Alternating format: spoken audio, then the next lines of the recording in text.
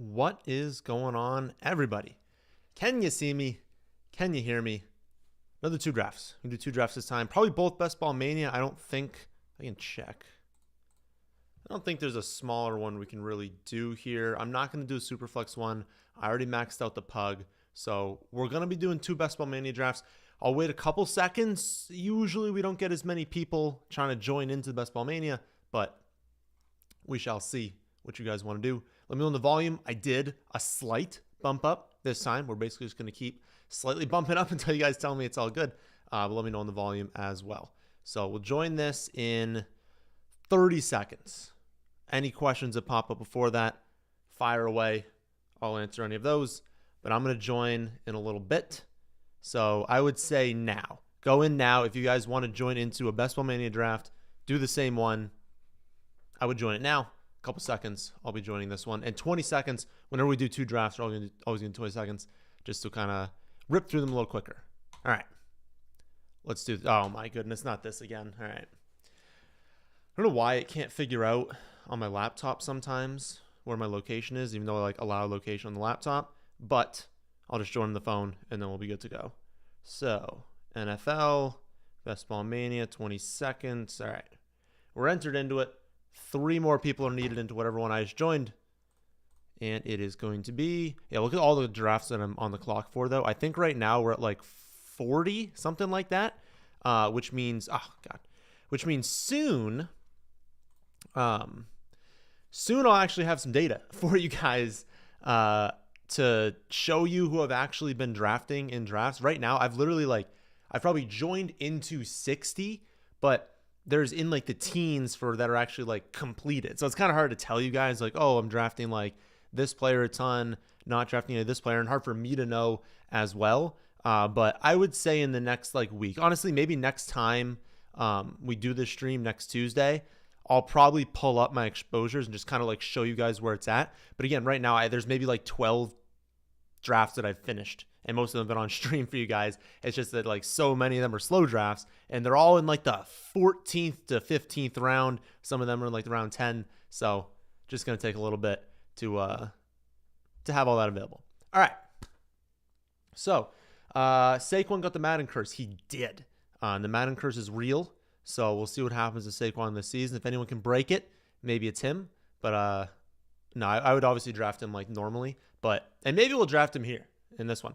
I will say, I want to take Jefferson in this one because how I've been seeing things go is I've been getting a lot. Again, I don't have the full data for it, but I've been getting a lot of Saquon and Bijan because it seems like people are starting to take Jefferson and Lamb a little bit earlier. Maybe I've just been getting that 2-3 pick a lot and not as much the 3-4-5 pick. I don't know. But if I had to guess, I would say through, let's just say 50 drafts, I probably have I don't know, 20% of my teams have one of those two on it. And in terms of Lamb and Jefferson, it's not very many. It's much lower than that just because in the rankings, I do have them lower. I have it Chase, Saquon, Bijan, then Jefferson, Lamb. So again, whenever the rankings have a sort of stand like that, you don't want to be too hard pressed into okay, I've got to take Bijan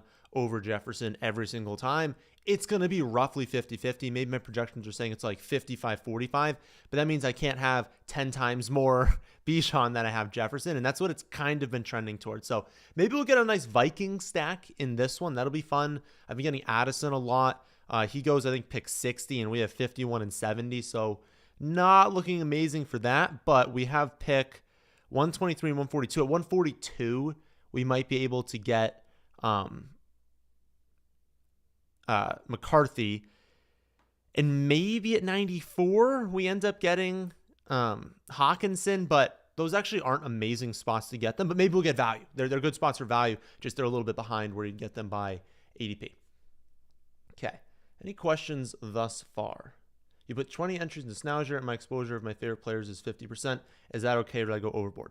Right now, totally fine. It's totally fine, especially if it's someone that's in I don't know, maybe you like Pittman a lot because the rankings really like Pittman. Maybe you love a deep sleeper late rounds. Totally fine. Would I want 50% exposure to like Jahmyr Gibbs? No, I would want to even out round 1 exposure. But if we're looking like past round 10, totally fine to take stands. If you are going to continue to do that, right? When they put out more puppies, when they put out some like Pomeranians and stuff, you're going to continue to max out those like $3 to $5 tournaments. I would then, after you get to a lot of them, not want as exposed as you are. Okay, and I'll finish that take in a second. Kind of want to go T, but it would be T or JT. I want to go T Higgins because if we're telling the story of Jefferson going off, we're kind of honestly hoping that Chase doesn't have that good of a season. And one scenario there is an injury. And then we could technically have Jefferson going off, beating all the Chase teams next to me, and then T Higgins going off because Chase hurt. Also, it kind of takes away from this team that took Chase at 1. I don't want to give them Chase and Higgins. They're going to get a really, really easy stack. A lot of times Burrow falls when you see that. Wow, Allen at 2-1, 2-11. A lot of times Burrow falls when that happens. And so I just don't want to give people really good teams that I'm going up against them, right? I'm trying to beat these guys. So it's not about scoring the most points. It's about finishing first or second in your pool. So in this spot, I think I want to just keep hammering wide receiver. Maybe we're going to do like a really wide receiver heavy build in this one. Let's go. Is it? Oh, goodness. Is it this one? Okay. So remember the study I did a few years ago? 5 wide receivers in a row. Actually, I kind of want to pull that up. I want to show you guys, and I want to remember what the exact build is. So I'll start searching for that right now. But yeah, to finish off that question, if at the end of the year you had like 150 drafts, you don't want 50% exposure unless it's someone you have a very strong conviction for in rounds like 15 plus. As you continue through drafts, you even it out. But if you were only going to draft 20 teams, go for it. If you wanted 100% of a player when you have 20 teams, I would not bat an eye at that at all. Like that's really just not a problem to do. It's just as you get more. And again, earlier, don't do 50% in round 1. Okay, it is called Extreme Robust Wide Receiver. All right, beautiful. All right, so this, over 500 years of simulations in the study I did, I think 2 years ago, this turned out to be the #1 strategy for Underdog. I have not added in extra data from like the previous 2 years. I'm sure something would change, but this was extraordinarily good as a strategy. You do 5 wide receivers in a row. You grab a running back that you're hoping breaks out into like a hero RB from like the 6th round. You do 2 quarterbacks, which likely you're stacking with either those wide receivers or that tight end in round 9. And then you finish off with 1 million running backs. You end up with 7 receivers, 7 running backs, 2 quarterback, 2 tight end. So maybe we'll try and do that in this one. I'll pull it up on my left to kind of keep it there. But it's a very, very valuable strategy. And after last season, when all these running backs at the top end busted, we're seeing ADPs of running backs shifted up a little bit higher. We're seeing people a little bit later for wide receiver. It's also a year where I think wide receiver talent falls off quicker than other people do. People seem to think it's deeper than it is. So you kind of like hit all of those different things. Am I in love with all the running backs in the double-digit rounds? No, that's one problem with this because I have to take 6 of them in round 10 plus, but we'll see what we can do. And again, I'm not like locked into that strategy. Let's actually pull up the board here and see if we even would. So we're up in 5. All right. Who would I take at 46 at wide receiver? I would take Tet and I would take Devonta Smith. Honestly, I would consider for the strategy just doing any of those 4. So that would be fine. At running back, we're looking at really just James Cook. That's the only running back I would want in this range. I mean, mix in if we had to. Tight end, there shouldn't be. I mean, Kittle, but it's not amazing. And then quarterback, we don't have, it's not a good spot to be doing that. So ADP-wise, we should probably take Hunter because there's a much better chance that we get Metcalf at the next round. So let's do that. We have 4 picks go by, and I would like one of these 4. If we don't get one of those 4, I don't really want to take Burrow at 55 because he's been falling so much. Yeah, I don't really want to do that. I almost feel obligated to take one of those quarterbacks, though. I mean, I would be fine with Ken Walker, actually. Oh, we are actually going to get one of those 2 players. We're just probably not going to get a wide receiver. Is that fine with us? I mean, we could go with We could go with Addison. It's a 10 reach. I don't want to do that. You could go with Waddle because I do actually think his ADP is going to rise. But like Mixon's a much stronger pick. So I think I'm going to take Mixon. Yeah, I think Mixon's a stronger pick. Kittle's a stronger pick. Let's do Mixon. Let's do Mixon at this spot. And maybe we'll get a wide receiver at our next round. And then we can just pretend like Mixon was our 6th round pick and we're doing the strategy. Okay. You got Saquon at 7 the other day. Yeah, I've seen Saquon's fallen at times. Genti's falling a lot. So Genti used to always go in this general spot 6, 7. He's been making his way down to 10. People are starting to take this true wide receiver over him. Not really Nico and Brian Thomas as much. And Genti's more falling into that Nico, Brian Thomas tier. Still definitely ahead of AJ Brown London. I've seen McCaffrey, honestly, jump up into like a top 10 pick. So especially in redraft leagues, I wouldn't be shocked if McCaffrey's a locked in top 10 running back this season. And basically you would have probably in a general like half PPR redraft league, you're probably going to see Chase still go 1. You're probably still going to see McCaffrey and Bijan go 2, 3. And then I think Gibbs will be mixed in with Jefferson and Lamb. And I think that top 6 is still pretty locked in. I wouldn't be shocked if like Genti McCaffrey turn out to be like 6, 7, and then people start hammering those wide receivers. But we'll see what happens in camp. But when people start to see Genti, they're going to be quite enamored with the talent there. Any tips for late round rookie drafts? Is that a place to take more rookie flyers versus vet? Wait, what? Any tips for late rounds of rookie drafts? Is it a place to take more of the rookie flyers versus vet running backs that could be 2nd or 3rd options on teams? I don't know what you mean by veteran running backs in a rookie draft. If it's a rookie draft, then isn't it all rookies? I'll pull up the Dynasty rookie rankings. Pull those up over here. So by late rounds, I mean, if you're asking, is the strategy more just like talent versus opportunity? I think it's strictly a case-by-case basis. I think you're more so looking at, is there a player that, because you can draft guys who got cut. I mean, that's got to be based on your team. I'm always a person in Dynasty that leans youth, so I will pretty much always draft the rookie. Just give me the younger player with upside. There's probably a reason that someone got cut, right? They're not good enough to make a team, so you're just going to throw someone else's waste onto your team. That doesn't make a lot of sense. It's also pretty rare, especially like running back and receiver, that like older players that people don't want anymore all of a sudden break out. It's much more common that a rookie randomly breaks out. Are we going to get Burrow here? No. Of course he gets taken 1 pick before us. Okay. Well, Kamara by ADP and my rankings, so that's probably just the play. If we went with receiver to continue strategy, I just wouldn't. This is a range where I don't like reaching on these receivers. We kind of just missed out on a good spot. I don't want to take Hawkinson this early. Kamara's the top running back, and we're not going to go with quarterback. So, yeah, Kamara made sense as a pick. Okay, so I like how his build is working out. At 75, there's no quarterback that's standing out. I would definitely take James Conner. I'd consider Judkins. There goes James Conner. I'd consider Judkins. I'd consider Caleb Johnson. Maybe for the stack, Aaron Jones makes more sense than Caleb. At receiver, I don't know that there's anyone we need. And having gone 4 in a row, I think we're probably fine. And Hawkinson, it's still a little bit too early. I'd probably hope to get him the next round. Let's try and build this Minnesota stack. I know Judkins is a good value here, and Aaron Jones probably is not. But if I'm building a team that is hoping Minnesota is really, really good, shouldn't I attack Aaron Jones here, Justin Jefferson? Honestly, I'm totally fine if we want to go in the next pick and draft Mason. That'll be pick 94 and 99. So we probably hope to get him at the 99 pick.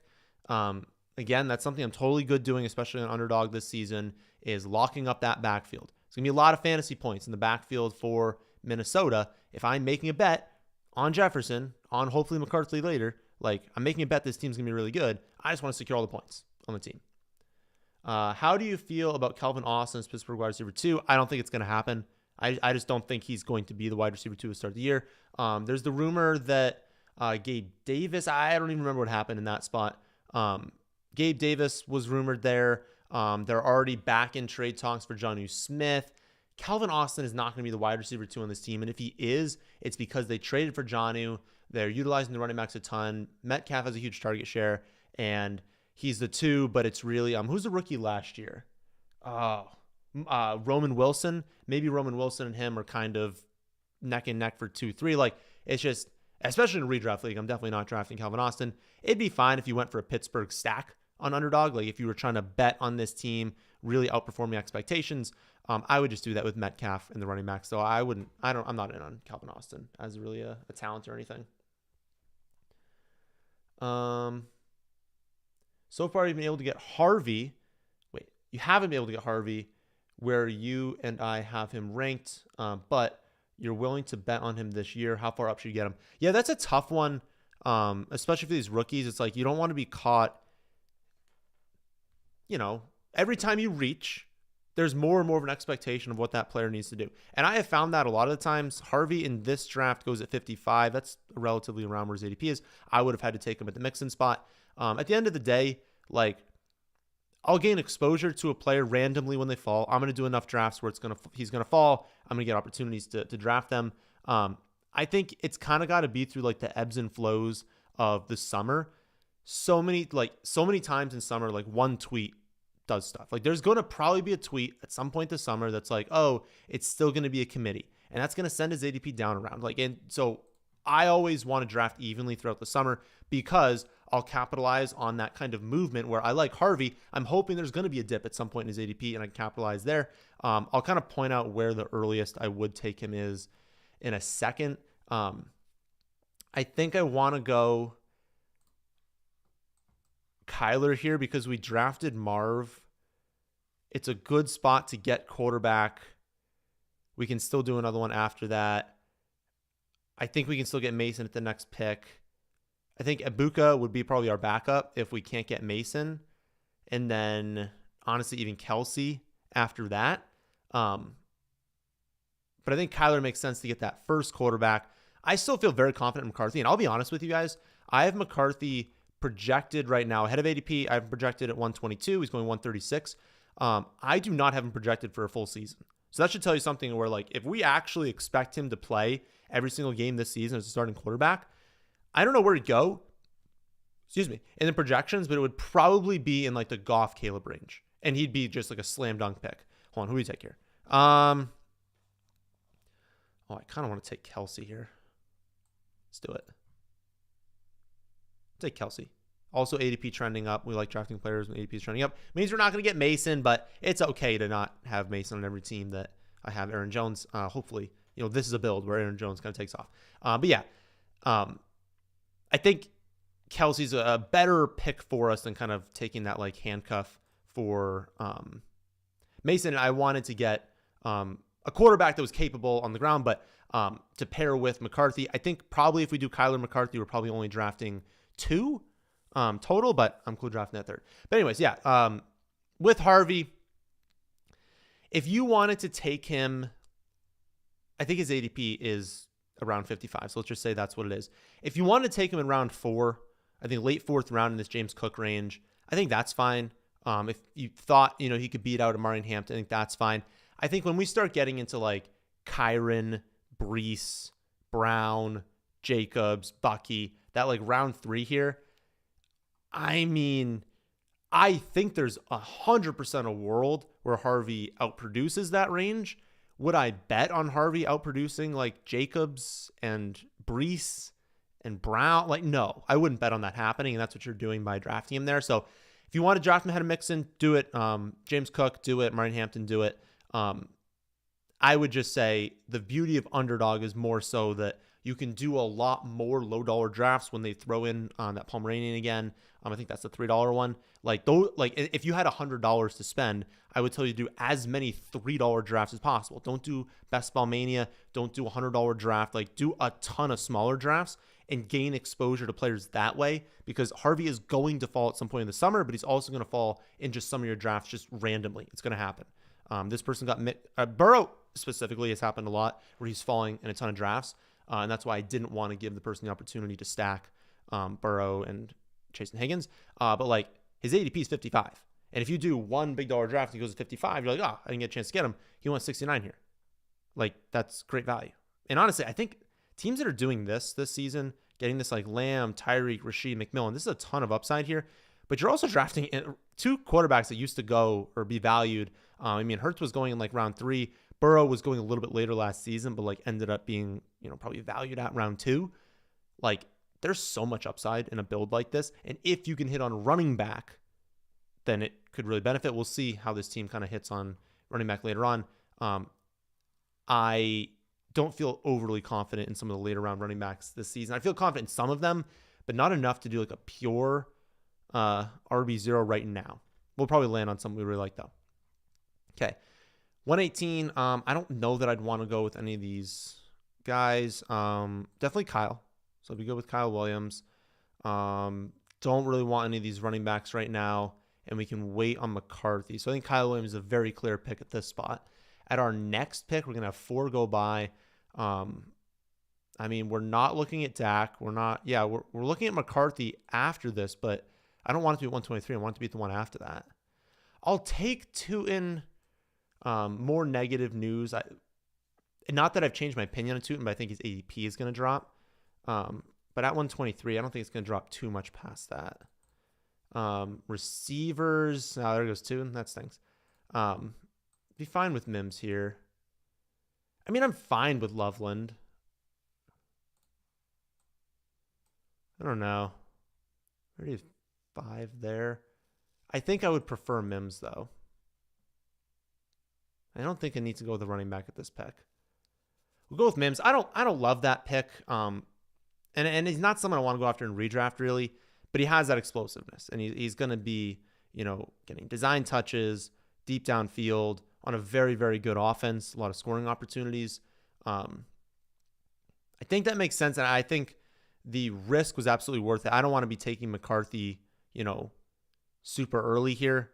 There's plenty of drafts I've seen McCarthy drop to like 150, so for me to take him at 123, I'm trying to beat a lot of teams. There's best ball mania. I got to beat 600,000 teams to get the $2 million to first. Like, I'm gonna need some things to go my way.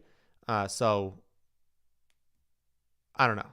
I really would have preferred getting Tootin. But anyways, that take on Tootin was basically my outlook on him has not changed at all recently. I think he's a very talented player that if they trade away Travis Etienne, he's, got a lot of opportunity. A little bit scared of the fumbles. He had a fumbling issues in college. He's fumbling right now in camp. That's a problem. You don't love that the coach is like, where is this all coming from? Like, Etienne's our guy. But like, what do you expect the coach to say? Like, what do you expect the coach to come out there and be like, yeah, we hate Travis Etienne and we really want to trade him, so can someone please send us something? Like, of course he's not going to say it. He's going to be like, oh, he's our guy. He's awesome, right?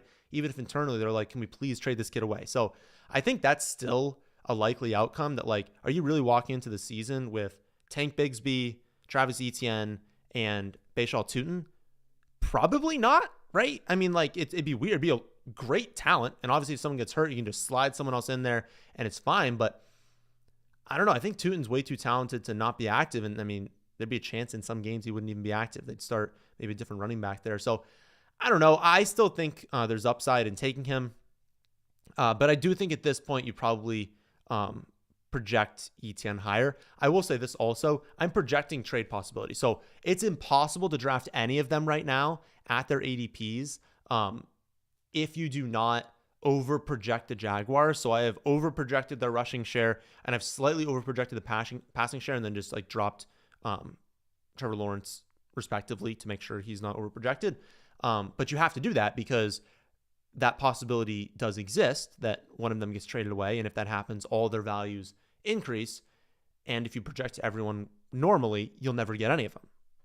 So if you draft them, know that if there's no trade, you're cooked because it's much more difficult to actually hit on one of them, but I have them overprojected because of that possibility. Okay. 3 running backs. We have 6 receivers, 1 quarterback. Oh no, did he go? That stinks. All right. So McCarthy's gone. Maybe we should have taken him at the last round, but I still stand by that. Who can we take? Well, we have Travis Hunter, so we can obviously go with Trevor Lawrence here. Bye week wise, that is a problem, but we can draft someone else later. We do have Mixon because we go for Stroud as well. Running backs, not in love. Wide receivers, I like, but we're in a range where it's not as likely to get drafted. My gut says we should go Stroud over Lawrence just in case we don't get good value on another quarterback because we're forced to take another. Obviously, we don't want the 2 week 8 buys in there. And we do still have the stack with Mixon. So I'm good doing that. Would we take Lawrence at the next pick? Probably not. Maybe we just take Tillman. I like Palmer, and I'm trying to figure out if I should move Palmer up over Tillman. I'm going to talk about both, goodness, this entire range really, and 2 upcoming videos tomorrow and Friday. But I think Friday's talks about both of them, I think. No, tomorrow's is Palmer. We're going to talk about Palmer in tomorrow's video, Tillman on Friday. But yeah, it's a range I can't figure out exactly how to rank everyone, but it's like this foursome of like Tillman, Leggett, Palmer, and McMillan. Very difficult to rank. I don't know, though. Because I kind of want to take Trevor Lawrence because he's also a pretty good value at this spot. Stacking with Travis Hunter is pretty good. I've kind of notoriously been like anti-Trevor Lawrence. My projections always don't like him. He's never highly ranked. This season, when you take like year 2 of Brian Robinson Jr. or Brian Thomas Jr., obviously, you add in Travis Hunter, who I think is going to be an absolute stud. Dimey Brown, honestly, is going to be an upgrade at wide receiver 3. If Lawrence can stay healthy and this run game can get going, there is upside in this offense. So when I only draft Trevor Lawrence when he falls. I never draft him at ADP. It's always like, do I have a good value? Do I have a stack? I don't know. I think at 147, I think this trio of quarterback is really strong. I'm going to get consistent production. I have significant upside. So obviously good at quarterback. We are going to probably draft 3 tight ends. But I'm feeling pretty good about the team right now. I think Mims is probably our worst pick, I would say, though. Okay. Any other questions? Fire questions away as well. We're getting, honestly, to the bottom of them. You had your best ball hometown league. Rate your team. Okay. It's going to be random or rough. Fields, AR, Tua. Kelsey Kraft at tight end. Wide receivers, you got Chase, Ladd, Devonta, Worthy, Pickens, Hunter, Pierce, and you got Jacobs, Etienne, and 4 handcuffs. I think that's solid. I would have preferred more stacking, like Tua especially. All of Tua's production is in the passing game, right? He doesn't run anything. So I would want Tua on teams that have Jonnu, but right now you're hesitant doing that. But really Tyreek Hill teams and Waddle teams. And it's not that hard to get one of the 2 of them. I get them a lot. So I would have preferred that. AR as well. Like if AR is really busting out this season, you might want one of their receivers. So Pierce, fine. But I feel like AD Mitchell maybe takes a little bit more of that this season, but who really knows in that front.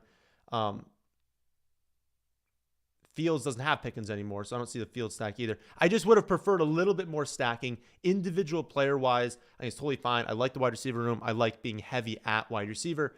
And I think that split of wide receiver and running back is also totally fine. I think the tight ends are totally fine. Honestly, I think the quarterback grouping is fine. I just would have preferred more stacking. That's the only note there. Okay. At our next pick, 3 away. Not a good spot for wide receiver, so probably not going with that. Gesicki would be fine. I end up with him in a decent amount of my drafts. Running back, is there anyone? It's not a range I like. And we're not taking quarterback. So that's gross. I mean, we're probably taking Gesicki at this pick. Mini Cincy stack without the Cincy quarterback that we just missed out on. Definitely hesitant on Freiermuth if they're trying to trade for Jonnu. And I would say you're probably better off just getting like Schultz later on, just get something towards a stack. So I probably wouldn't take a tight end at this spot. Ugh.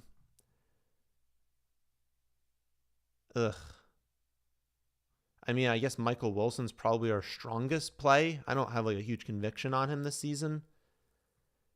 He got taken. I guess you'd go with Jalen Wright, although I'm concerned about Ollie Gordon taking his touches. So I think Michael Wilson makes the most sense. Continues our stack, Marv and Michael Wilson going along with Kyler Murray. And we have everyone stacked out, so we're good if we like don't end up stacking from this point on. I do think Schultz will make sense for us as that third tight end, but not the end of the world if we don't get him. Following up your other question, the early guy I have 50% of is Ken Walker. Feels like steals Courtney P. I'd be fine with Ken. By early, I was talking a little bit more about, I would say top 2. If you have a 50% player in the top 2 rounds, that's probably an issue. Be a little bit more exposed to some other guys. Because also, like, let's just say JT. If you have 50% JT, it means that you probably don't have much of like T. Higgins, Bucky Irving, Tyreek, and Marv, right? And then that general range, you probably don't have a lot of those players. It's very possible that Tyreek Hill just has 150 and 3 in one of the playoff weeks. Like, and for you to have almost no exposure to that just because you slightly prefer Jonathan Taylor, like even if Taylor got you to the playoffs a lot more, you're just missing out on players who have such high ceilings that you kind of want relatively even exposures to these early rounds. When you get into round like 5, like Ken Walker's going in, you can take stands. 100% you can take stands in that spot. Okay. In redraft, should I handcuff Harvey with either of the 2 running backs? No. The only running backs I would handcuff in a redraft leagues are ones that you know if there's an injury to the starter, you are getting significant upside. You are getting someone that is a clear backup. Algier, first name I see here, right? Pretty darn sure if Bijan gets hurt, Algier's the guy, and he's going to play well. Trey Benson, pretty darn sure he's going to be good if James Conner got injured. Stevenson, going to have a lot of value, maybe going a little earlier than handcuff. We're going to have a lot of value if Henderson gets injured. Ray Davis, I feel pretty good thinking that he's the direct backup. Let's see. Other than that, I mean, you could say Braylon Allen, but I'm not sure. It could be Isaiah Davis. You could say Guerrero here, and you're probably correct. But there wouldn't be. Like, they would just do a big committee. If it was a serious long-term injury, they might trade for someone. They don't trust Estime. They don't trust McLaughlin. So, no, definitely not a redraft league. Where do you think Chubb goes? I don't know at this point. The leading theory was Chicago. There's still plenty of teams that could theoretically use him, but I don't have any sort of inkling as to like exactly which team's gonna grab him. Maybe I can look through in a second though. So Schultz will be the play if he's there. If not, Jarquez Hunter would be the play. How many running backs do we have? We only have 3. Okay, so we're gonna need. I feel okay about those 3 though, so I think 5 is totally fine for us here.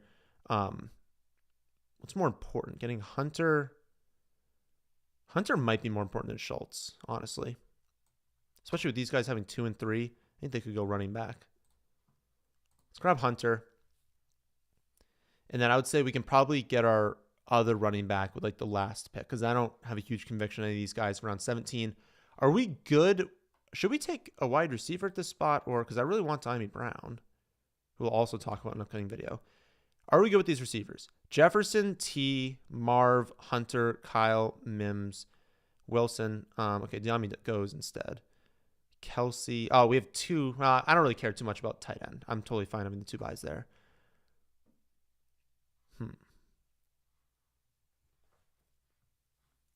What's his note? Okay.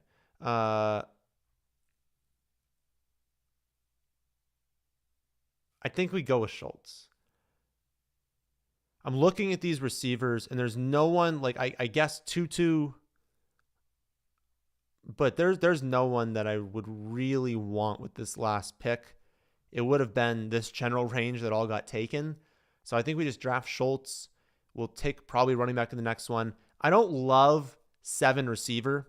It typically only is something I do when I do this, like 3 quarterback and 3 tight end. I feel like the 3 tight end was necessary just because like Kelsey's a million years old. Gesicki's Gesicki. Like, he could easily fall off. I think Gesicki's a good value, and he's one of the more drafted tight ends. But, like, the risk in only having those two was pretty high, plus the guaranteed 0 in week 10. Schultz just give me someone where, like, I at least know he's going to produce something this season. He's stacked with my quarterback. Yeah, I don't love doing the builds with the 3 and 3, but we're at least secure in those spots. And if we're ever going to do it, it's when we have wide receivers we feel really good about and drafted 3 of them, actually 4 of them in a row. So I'm good with it. And I do think we need to take a running back here because I think Mixon, Kamara, Aaron Jones, Hunter, I just don't think that's enough. I think we need one more running back. So it's probably the order I have it listed in here. Hill, Sampson, Gordon. I could be convinced to move this general range around. I could be convinced to take a shot on Nick Chubb. I don't know that there's anyone else I feel great about down here. I think these 3 pretty clearly have the most upside.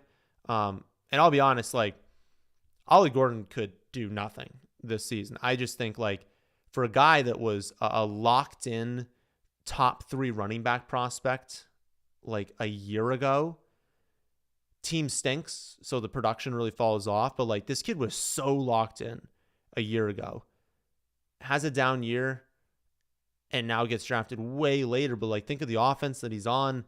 Got great explosiveness, big guy, like a thick running back that, I mean, if they could easily use him as a goal line back over Devon Achane. So I don't know. He could easily score 10 fantasy points this season, but I think he's got upside. And then Dylan Sampson, I don't feel strongly about his talent, but I think he's better than Jerome Ford. And if he can be the running back 2 in Cleveland, that presents some level of upside. So I feel like those are the 2 you'd kind of want here. If Sampson goes, I mean, I guess Devin Neal, because I don't believe in Kendre Miller. And I guess it'd be a nice handcuff to Kamara, being like, kind of lock in fantasy points in that backfield. We're pretty sure Kendre Miller is not going to do anything. So, secure a decent amount of fantasy points, but it's not a good team that we're doing that for. I'd much rather do that on the Minnesota Vikings, Would you go Chubb here? I don't know. I don't think so. He's probably cooked. We could go with Woody Marks as well. But no, I think Sampson makes sense. Grab the potential running back 2 in this spot. But it is on, like, the lowest scoring team in the NFL. So that's a problem. All right. We got through that one. Oh, yeah. We can't actually join into them. So we'll have to do it on the phone. I'm going to join another one right now. So we're going to do another draft. So if you want to join into Best Ball Mania, 20-second clock. Do it. Best Ball Mania, 20 seconds. Enter. There's only one more spot, so we'll see. We're on the clock in these 2. Let's see. Which one is it? I hate when they hide the one that you're like, there it is. Okay. I think we have to also exit out of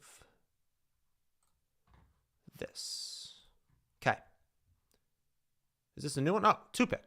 What did we just have? A 3-pick? All right, so maybe we'll take Saquon in this one. Okay. Fire the questions. We got a little bit of time here.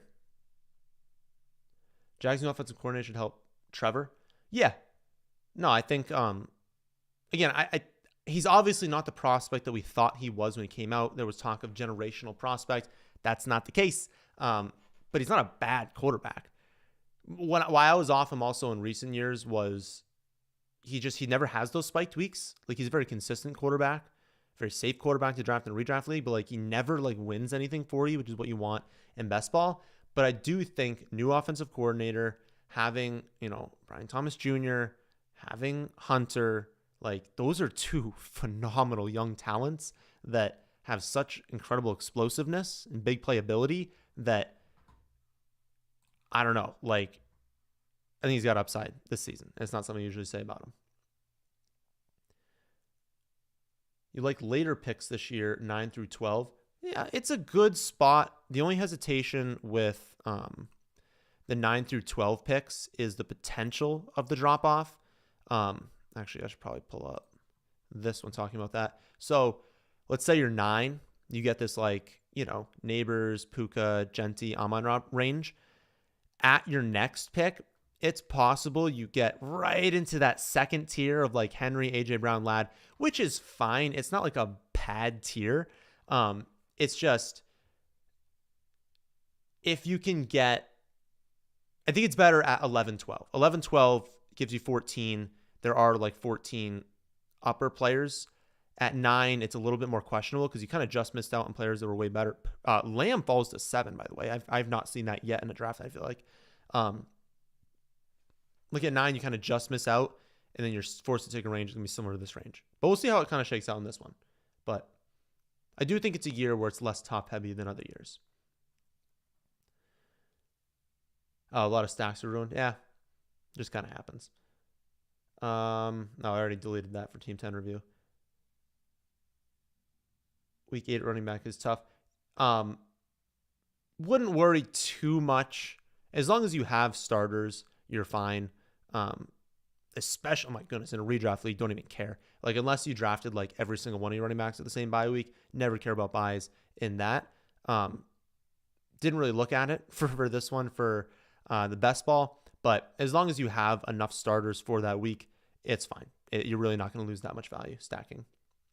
And the same bye week, like, what's the expected points of a tight end? Like 9, you know? So it's like you might lose 9 expected points. That's probably not going to be a difference maker having them both in that same bye, and then you just have them both every other week. But yeah, ideally you can draft the third one there. 33% neighbors. How do we feel about that? Totally fine. Again, if you were to draft 150 teams, I would maybe start to sprinkle in some Amon-Ra, some Puka, some Nico. And actually, so kind of talking about what we're doing there, these people got lucky. And that's something you can also think about in a redraft league. McLaurin should not go 13. Garrett Wilson should not go 14. So the people who just got Brian Thomas and Nico later, yeah, the 9-10 really worked out for those people. On average, that shouldn't happen, and you should get worse value. But they got lucky here. So maybe we can get some value at some point in this draft. But for redraft leagues, if you know your league, you sometimes want to take those chances. Like if you know that your league likes to reach, sometimes go on the fringes of what's possible there. Do we want to do it again with T. Higgins? I mean, I don't know. We just did it. So maybe we should change it up a bit. What if we went with something really unique? Let's try something different here. Let's grab JT, and if Bucky's available, I'll draft him. Like if Bucky is here at our next pick, I don't know why everything's lagging. It's not clicking for me. If he's not, I will go with T, and I will go with Marv. We're going to get one of T or Bucky. It's definitely not optimal to do what I'm about to do here, but I kind of want to just try it out. We can't do a 3 running back because we will have 2 week 9 buys, but I want to test this. Let's do it. All right, 3 running backs, Saquon, JT, Bucky Irving. We got good value in 2. I wouldn't do it reaching. I like it. I know also that the 2 teams around us have a combined 1 running back right now, so they're at least a little bit more likely to want them a little bit later on in the draft. That can potentially benefit us. But I kind of want to just see how the team turns out. Again, not an optimal build, but I will say 3 years ago, my best build that I had was 3 total running backs. You can't do it again in this one because we have 2 week 9 buys. You could risk it if you wanted to, but you probably don't want to. But that build was awesome, and I didn't even necessarily hit on all 3. It was that all 3 ended up being solid. We produced enough points to advance. And then once you advance, and we're only looking at 1 week, teams that only have a couple of running backs and then have a ton of wide receivers, if those running backs are high value and ended up being good, and that's what you're assuming is going to happen if you do this build, those teams project really, really well because on a week-to-week basis, a running back projection is very easy to do. You know exactly how many touches the running back is getting. Wide receiver, there's way more variance. And so if this build ended up making it to the final, and you only had these 3, and all 3 worked out, and we can project, around 20 points for all of them, I'm pretty sure my top 2 running backs are going to score like 40, or more. And that's pretty good value for only having 3 of them. There's going to be a lot of other teams that have 6, and we can probably only project like upper 30s for them. So I have a lot of value if I can advance with it. 1 injury and you're probably cooked. The other potential negative there is that if all 3 do really well, sure, I advanced, but that means that all 3 of them probably have to do pretty well, which means they're all 3 going to have pretty high advancement rates, which means it's not going to be unique if a lot of people have them. I'm unique in my build, but I would prefer to like have a fourth running back. Maybe Bucky does nothing all year and then all of a sudden is advanced at a lower rate and goes off in the finals. So something to think about for 3 build, but let's test it out. Oh, someone was in the 4 spot, so they were sniping. Unfortunate, but all good. Who has most upside to be on the field week 6? Oh, you're talking. I don't even know what the running back room was. JT, why'd you take Burrow? Are you high? Well, Burrow at that point was a significant value. I'll do that sometimes. I'll just take Burrow to make sure people don't get a stack on him at a sick value, because I can go draft Gesicki late. I can draft Yosivas. Like, I can do something else later, or I can just say Burrow's good. He shouldn't be falling this far. And again, it's just about beating the other teams. I don't want someone to have a 6 stack at a really good value because they're going to pass me, right? I'm trying to beat these guys. Okay. We were obviously not going running back, but I just wanted to see what it was available. Decent backs, but no significant values here. Would obviously take Worthy if he were available to us. There he goes. That's unfortunate. I would take Travis Hunter at this spot. I would take Kittle at the next one if he's there. We could do a Hurt stack as well. I think Hunter just like makes sense. Like, we should just take Travis Hunter at that spot. We need a receiver. It's a 3 wide receiver format. He's a top receiver on the board. I do want to get Kittle in here, and I want to be getting more Kittle. My gut says his ADP stabilizes in these upper 40s. I don't think he's going to fall much from this spot. But I don't think he's going to rise in like the low 40s. But man, does he have a lot of upside this season. Like, what if Pearsall can't stay healthy? Jawan isn't the number 1 people think he can be. Ayuk doesn't come back perfectly from this injury. Like, is this dude dropping a nuke like every single other week when there's only 3 clear top tight ends? I don't know. He's got a lot of upside. So, and I think he makes more sense in this build. It would honestly be nice as well. Like, what could we do with Kittle here? Like, if we draft Kittle, which I'm going to do, we draft Kittle, okay? We only need probably 2 tight ends. I'm assuming he works out. What if we did a build where we only had, I mean, you can risk it. You can risk it and say, my team goes off. I don't need that week 9 score at running back 2. I'm going to do 3 running backs, 2 tight ends, and now I've just got all the picks. I've got so many picks to just try and hit on a million wide receivers. I don't think it's going to work out amazingly for us, but I really want to try it. Again, I got 150 attempts at Best Ball Mania. I want to do some unique things. This feels unique to me, so I want to try it out.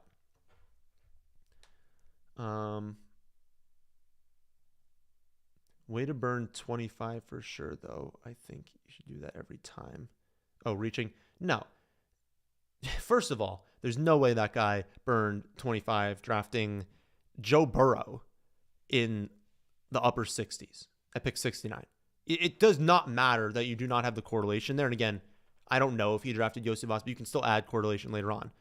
There's no way in the world that that is a bad pick. I will do it plenty of times.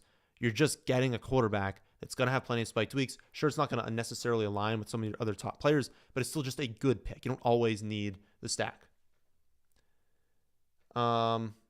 Travis as the wide receiver one going to be tough. Yes, but I'm probably going to have 10 to 11 wide receivers. So I have plenty of opportunities every single week that's happened. And again, Travis Hunter is just so good. So unbelievable. I don't even know what's happening in this feud over here. So I'm going to stay out of that feud. Half PPR league, 2 flex spots. Is it generally better to start wide receivers in the flex over running backs, or is it virtually the same? Typically, like I kind of said a second ago, projection wise, it's easier to project running back week to week. It's just more stable. You know when a running back is going to get a general amount of touches. You know the general amount of yards he's going to score. You're much stronger in predicting the touchdowns. So if you can hit on the running backs, it's better when you can start them in that spot. But it's also sometimes harder to hit on a running back. They sometimes get injured at a higher rate. So I wouldn't go into the draft being like, I'm definitely going to do this or definitely going to do that in a half PPR league. As you start moving into full PPR, you start being like, okay, now the projections are getting a lot easier for wide receivers. Plus their upside is a lot higher. So you start being like, okay, I'm assuming that flex spot might be wide receiver. For half PPR, I would just assume nothing, go into the draft, get whatever value it is. Don't go crazy in any spot, but I would say it leans running back, but it's not any sort of strong lean. Okay, what are we going to be at here? 71 and 74. Quarterback wise, no, we're not doing that. Running back wise, it would have to be a sick value. We're not doing that. Wide receiver, we need them, so we should probably start drafting them. ADP wise, we should probably try and take Myers first. Then it would just be top after that. I would have actually considered going Laporte at that spot, but I'll want value at my second tight ends. We're not going to take tight end. We're just going to take another wide receiver here. So yeah, I like Shakir, I like Pearsall. You guys know that. Golden Reed, totally fine in best ball. Would not do them in redraft leagues right now.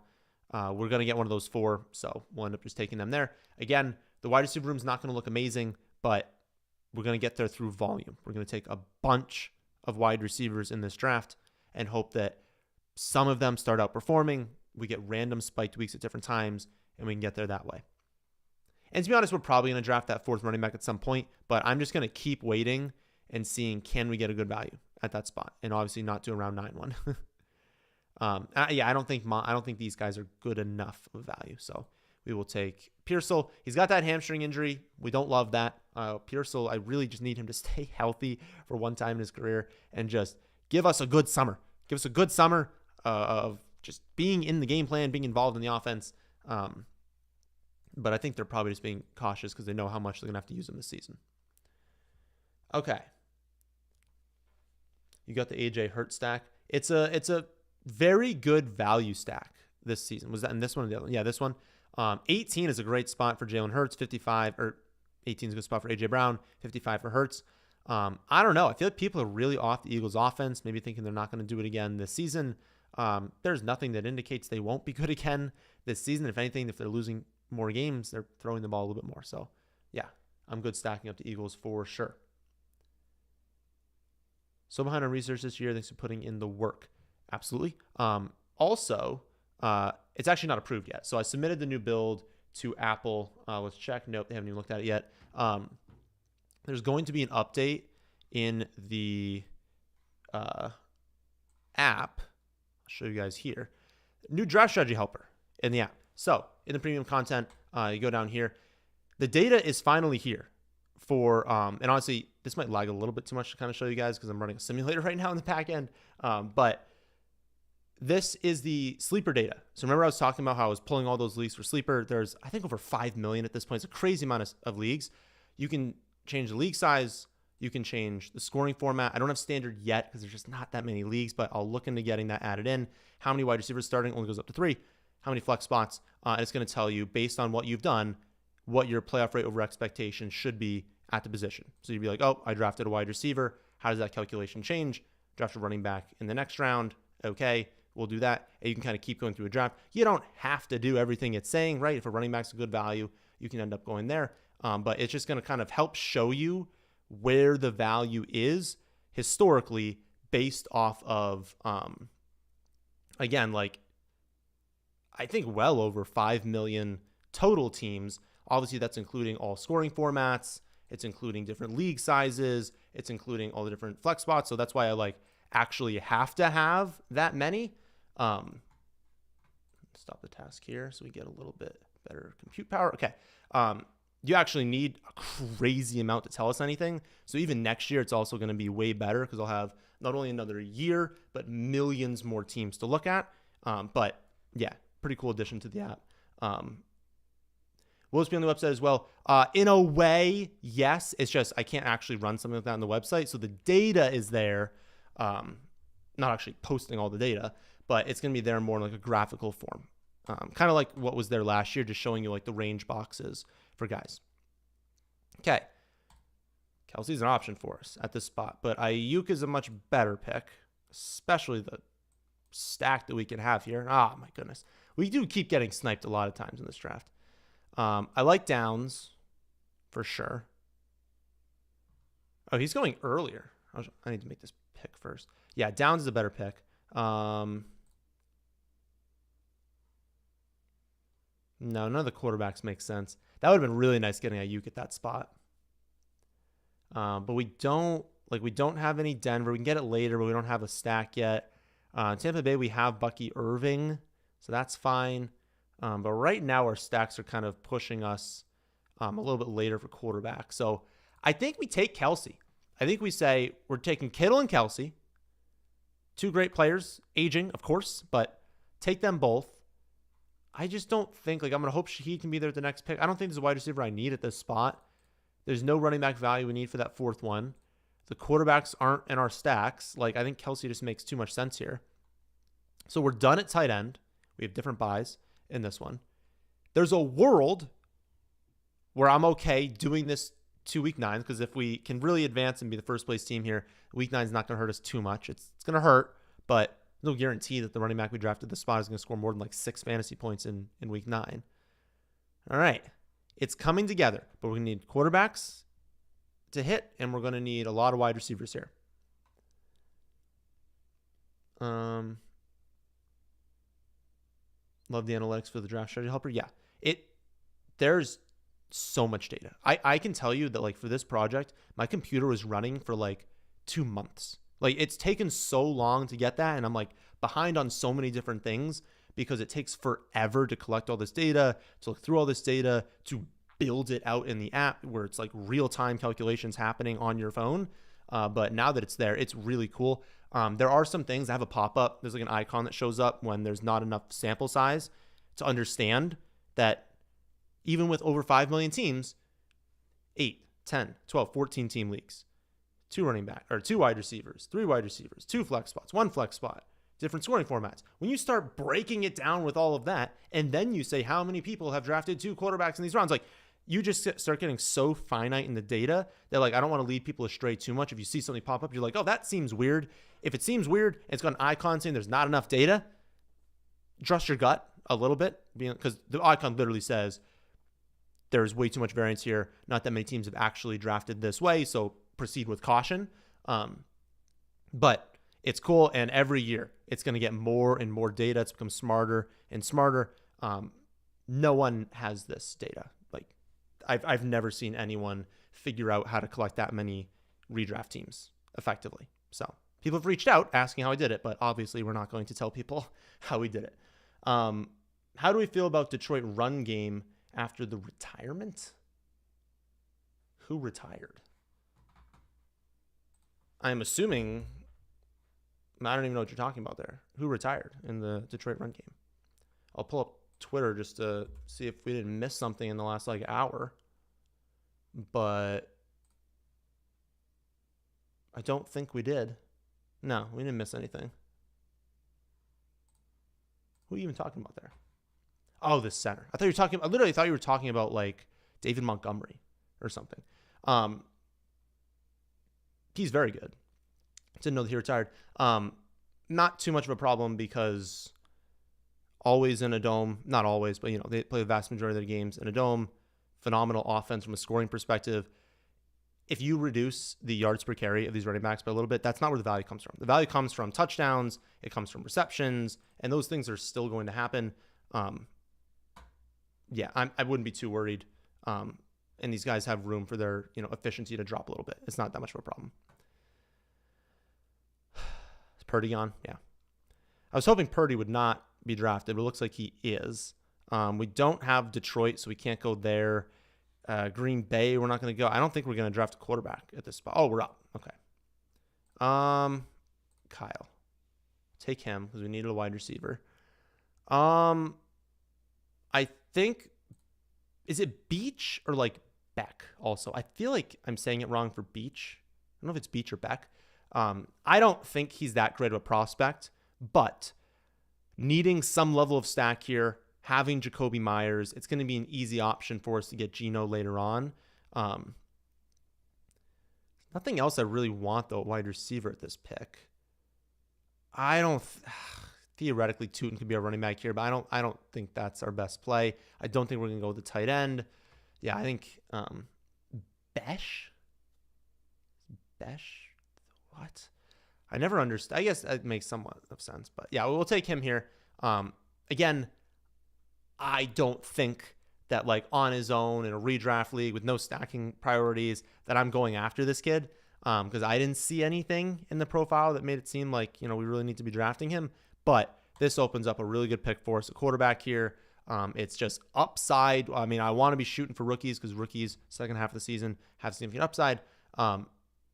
And that's obviously where you're benefiting in Best Ball Mania. And I just need to be taking shots on uncertainty at wide receiver because we're going to be drafting a lot of them, but we don't have the high end. So we need that uncertainty to hit for some guys here.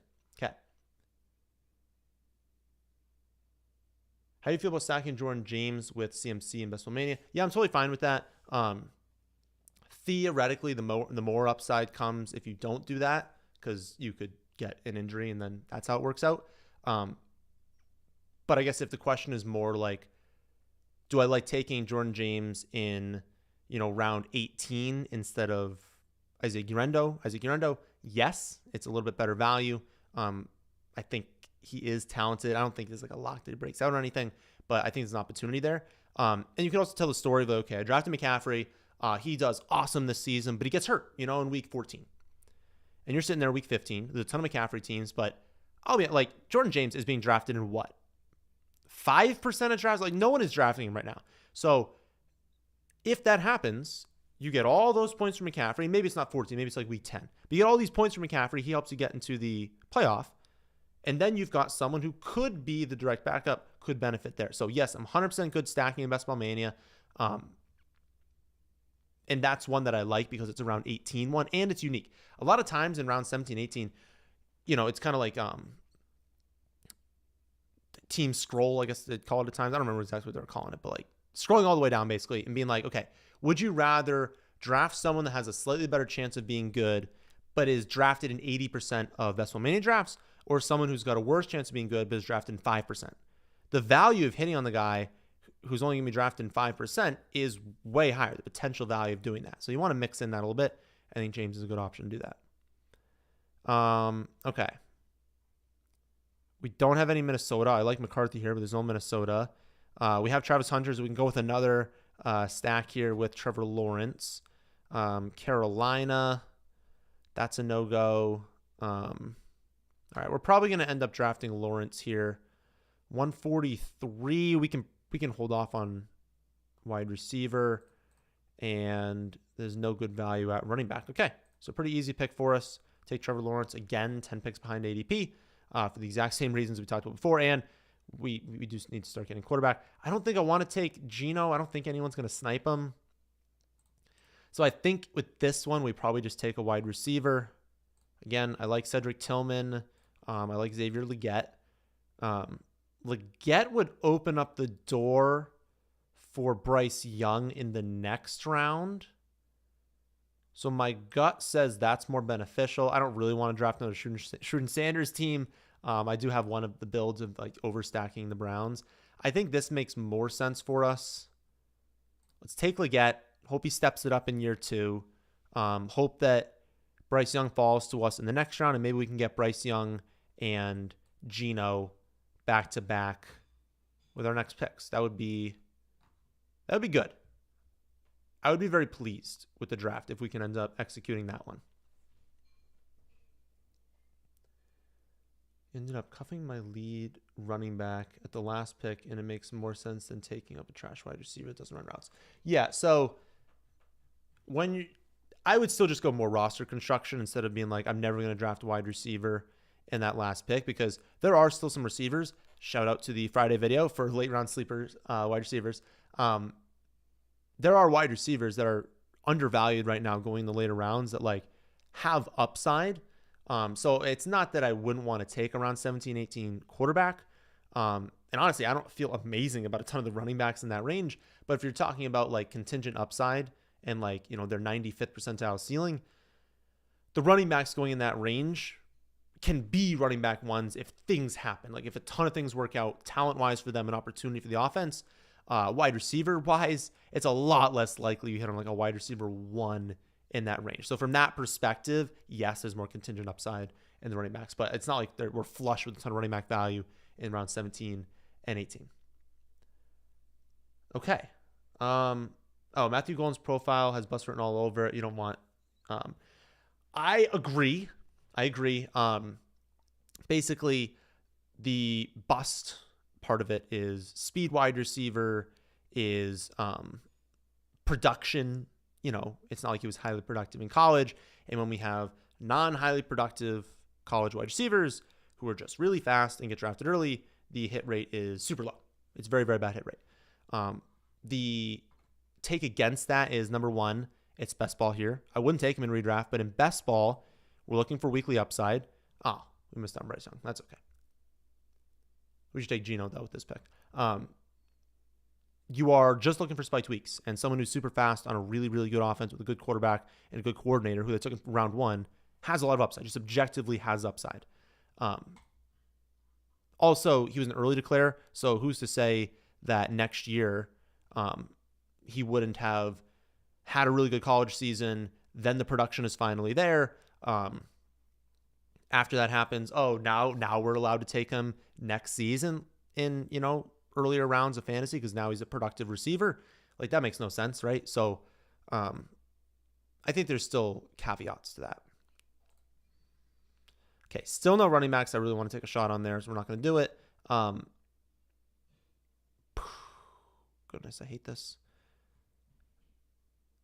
I mean, I guess we'll go with DeAndre Hopkins. Good Lord. Yeah. I do think Hopkins is undervalued right now. It's a low volume offense, but I've never been a huge Bateman truther. Kind of think there's always an excuse as to why he isn't doing anything. And we're gaining leverage with Hopkins, right? We're going to be going up against teams that have Lamar rushing upside, but then also teams that have Derrick Henry, teams that have Zay Flowers, teams that have Bateman, Mark Andrews, Isaiah Likely. Like, there are a lot of players who are drafted relatively early in fantasy who are going to have high advancement rates, and we know Baltimore's going to score a ton of points in those weeks. If Hopkins just comes down with 2 touchdowns, that is huge leverage for our team later on, and it's huge leverage away from rosters that have all those players that are probably going to be pretty good. So, think he's undervalued. Don't love the pick or anything, though. Would rather have Pat Bryant at that spot, but he got taken. Yeah, we're just looking for the touchdowns because the yardage is not going to be there. Harmon has Besh as a top 6 wide receiver for Dynasty. I'm not going to defend it, just pointing that out. Interesting. I have not looked yet at who he has. Obviously, I look at like the research that he does, but I have not looked at. Let me pull it up. I'm not going to show you guys, obviously, because it's paywalled, and I'm obviously not showing other people's paywalled information. But I'm curious what he has for like the breakdown on him. Let's see. Besh. Okay. That's strong. Okay. That looks promising. I like the stack a little bit more right now.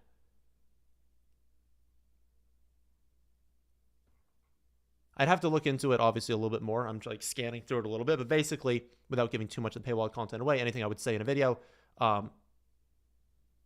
X receiver type, right? You can play on the outside. Good route runner. It looks like deep routes not as amazing at, but like really strong in the intermediate area of the field. Short stuff is all good, but great route runner. Good versus man, good versus press. That's what we want when we're trying to target X receivers. Okay, and good enough against zone. On the line of scrimmage, around over 70%. Okay. And that'll fit the Raiders offense because, Myers can play on the outside, but he's very, very good in the middle of the field, lining up in the slot. Also good, having Brock Bowers there. If you've got Bowers and Myers eating on the inside, you want someone who's able to win on the outside. So, decent fit. Okay, optimistic on that front then. We are at 2-3-8-2. We're 4 picks away. This is round, 16, 17, 18. We have 3 picks left. I do want another quarterback. Ooh. But maybe, oh my goodness, and there's both week 8. Why do I keep doing the same week? Okay. We are going to need another quarterback. Shuck is fine. I haven't looked at the latest about the camp battle for Shuck. And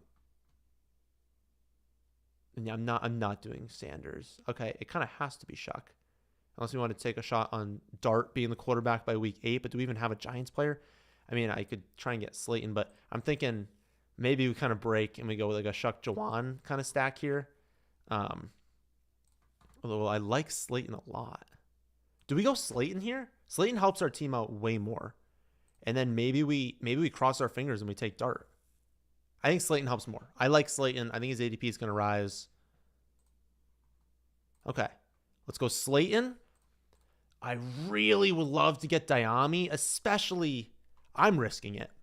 If Diami's there, I'm taking him. Having the Trevor Lawrence stack, high weekly upside with him, high contingent upside. If there's a Brian Thomas Jr. injury for this team, I'm taking Diami. I'm taking that 10th receiver. We'll draft a quarterback in the next round. If it ends up being a bad quarterback, it ends up being a bad quarterback. Who cares? All right. Which means we're not taking Jawan. I like this.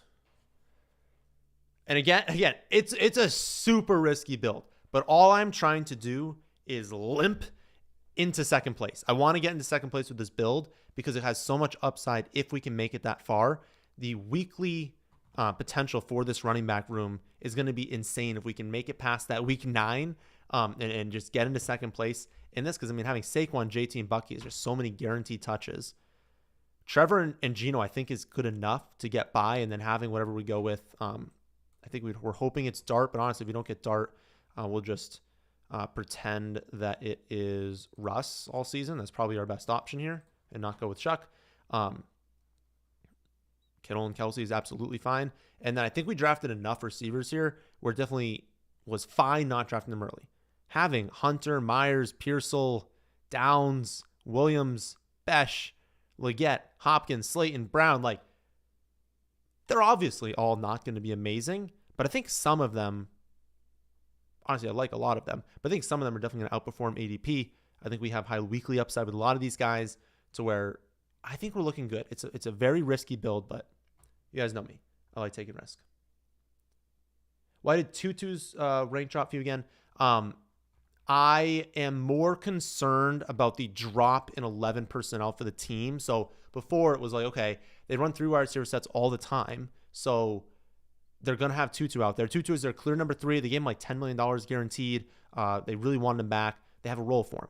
Now, with Ferguson, with how much it seems like they really like Ferguson, I think they're going to run a lot of 12 personnel. So having just Puka and Adams at wide receiver, and then having Higbee and Terrence Ferguson at tight end with one running back. And that's a problem because now there's going to be way less opportunity for wide receivers in terms of like snaps. Well, for Tutu, obviously not for the other two. So that's why he just bumped down a little bit. And I have a lot of confidence in some of these late round wide receivers going before that.